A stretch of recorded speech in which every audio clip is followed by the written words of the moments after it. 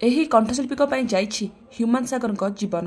ହଁ ଦର୍ଶକ ବନ୍ଧୁ, ଏମିତି କିଛି ଗଣମାଧ୍ୟମରୁ ଶୁଣିବାକୁ ମିଳୁଛି କି ଏହି କଣ୍ଠଶିଳ୍ପୀଙ୍କ ପାଇଁ ଚାଲିଯାଇଛି ହ୍ୟୁମାନ ସାଗରଙ୍କ ଜୀବନ।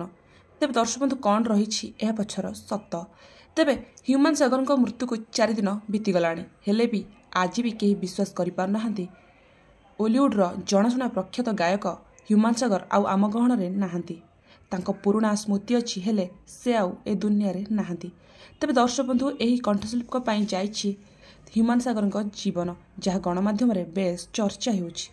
ତେବେ ହ୍ୟୁମାନ ସାଗର ଅତ୍ୟଧିକ ଟେନସନ୍ ପାଇଁ ସବୁବେଳେ ଡ୍ରିଙ୍କସ୍ କରୁଥିଲେ ଆଉ ନିଜ ସ୍ତ୍ରୀଙ୍କୁ ମାଡ଼ ମଧ୍ୟ ମାରୁଥିଲେ, ଯାହାକି ତାଙ୍କ ସ୍ତ୍ରୀ ଗଣମାଧ୍ୟମ ଆଉ ଥାନାରେ ହ୍ୟୁମାନ ସାଗରଙ୍କ ନାଁରେ ଆଲିଗେସନ୍ ଆଣିଥିଲେ। ଏହା ପରଠାରୁ ତାଙ୍କ ସ୍ତ୍ରୀ ନିଜ ଝିଅକୁ ଧରି ଦୂରେଇ ରହୁଥିଲେ ଆଉ ନିଜ ଝିଅକୁ ବେଶ୍ ଭଲ ପାଆନ୍ତି ହ୍ୟୁମାନ ସାଗର। ତେବେ ତାଙ୍କ ସ୍ତ୍ରୀ ତାଙ୍କ ଝିଅଙ୍କ ସହିତ ମଧ୍ୟ ତାଙ୍କୁ ଦେଖା କରିବାକୁ ଦେଉନଥିଲେ, ଯାହାକି ହ୍ୟୁମାନ ସାଗରଙ୍କୁ ବହୁତ କଷ୍ଟ ଦେଇଥିଲା। ଆଉ ତାପରେ ସେ ଅତ୍ୟଧିକ ଟେନସନରେ ରହିବା ସହ ମଦ୍ୟପାନ ମଧ୍ୟ କରୁଥିଲେ। ତେବେ ଦର୍ଶକ ବନ୍ଧୁ, ତାଙ୍କ ଲାଷ୍ଟ ଷ୍ଟେଜ୍ ଶୋରେ ତାଙ୍କ ଛାତିରେ ହଠାତ୍ ଯନ୍ତ୍ରଣା ହୋଇଥିଲା ଆଉ ତାଙ୍କୁ ସଙ୍ଗେ ସଙ୍ଗେ ହସ୍ପିଟାଲକୁ ମଧ୍ୟ ନିଆଯାଇଥିଲା। ଆଉ ସେ ହସ୍ପିଟାଲରେ ସେ ଭେଣ୍ଟିଲେଟରରେ ମଧ୍ୟ ରହିଥିଲେ ଆଉ ତାଙ୍କ ଝିଅ ଓ ସ୍ତ୍ରୀ ତାଙ୍କ ପାଖକୁ ମଧ୍ୟ ଫେରିଥିଲେ।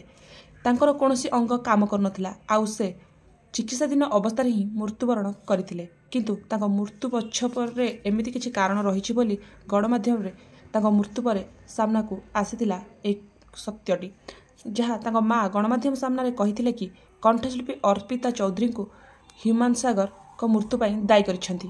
ହ୍ୟୁମାନ ସାଗର ଅର୍ପିତାଙ୍କ ପାଇଁ ମରିଛନ୍ତି ବୋଲି ତାଙ୍କ ପରିବାର ଲୋକେ ଆଲିଗେସନ୍ ଆଣିଛନ୍ତି। ତେବେ ଆଉ କିଛି ଜଣ କହିଛନ୍ତି କି ହ୍ୟୁମାନ ସାଗରଙ୍କୁ କିଛି ଜଣ ମିଶି ମାରିଦେଇଛନ୍ତି। ତେବେ ଦର୍ଶକ ବନ୍ଧୁ, ଆପଣମାନଙ୍କୁ କ'ଣ ଲାଗୁଛି ହ୍ୟୁମାନ ସାଗରଙ୍କ ମୃତ୍ୟୁ ପାଇଁ ଦାୟୀ କିଏ? ତେବେ ନିଶ୍ଚିନ୍ତ କମେଣ୍ଟ ମାଧ୍ୟମକୁ ଜଣାନ୍ତୁ। ଆଉ ଆପଣମାନଙ୍କୁ ହ୍ୟୁମାନ ସାଗରଙ୍କର କେଉଁ ଗୀତଟି ଅତି ଭଲ ଲାଗେ ନିଶ୍ଚିନ୍ତ ତାହା ମଧ୍ୟ କମେଣ୍ଟ ମାଧ୍ୟମରେ ଜଣାଇବେ। ତେବେ ବର୍ତ୍ତମାନ ପାଇଁ ରହିଲି, ଧନ୍ୟବାଦ।